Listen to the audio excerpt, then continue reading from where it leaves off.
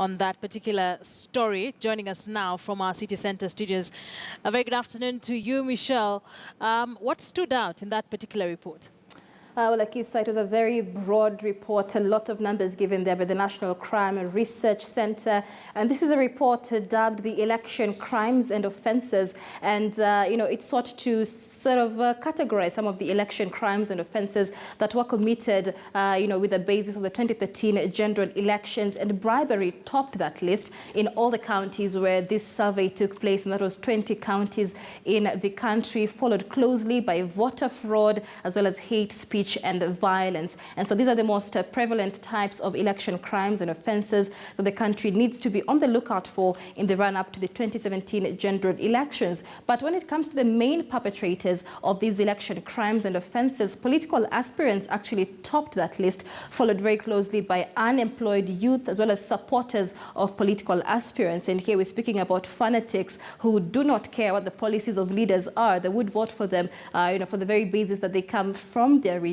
And so these are some of the issues that were coming up from the 2013 general election. But the National Crime Research Centre says these are measures or problems rather that can be controlled through controlled measures such as civic education by IEBC or deployment of more security officers. But the challenges, the control measures themselves face several challenges. One of them is deep-rooted corruption among politicians. The second of them is lack of transparency among the involved agencies. And even a bigger issue is the lack or inadequate resources and funding directed to the concerned agencies, IEBC being one of them.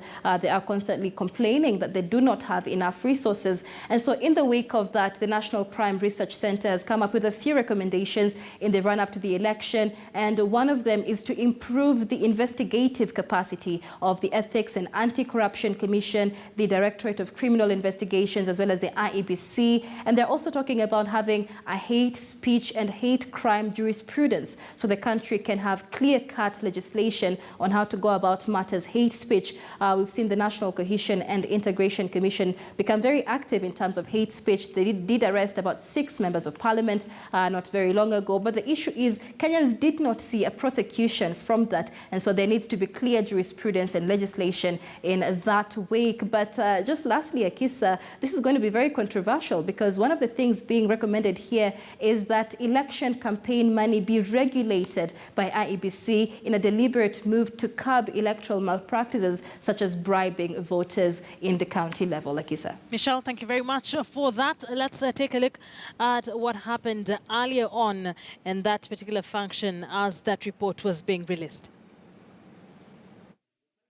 That showed that bribery, as reported by the sample respondents, bribery was leading as the most prevalent type of election crime. This was followed by voter or ballot fraud, then hate speech.